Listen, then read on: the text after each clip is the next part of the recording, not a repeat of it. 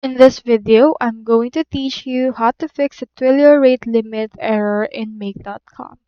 So if you're having the limit or rate limit errors, what you can do is you just need to head over and then understand that Twilio currently have the limit.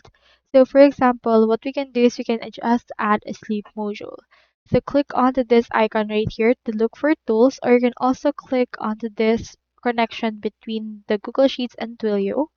Right click on that and click on this add module. Click on plus and search in here for sleep, and you should be able to find it right here under the tools. This will delay execution by a certain number of seconds, so let's input 300 right here and click on save. Now do take note that if you see the rate limit error, this actually says that when your request on app have exceeded its API limit, which is the number of maximum requests allowed within certain time, usually per minute, its rate is exceeded. So the best way to do or fix that is to add a sleep module for this. And that way it will actually give a delay and refresh the limit altogether. So that's all there is today, and I hope this video helped you out.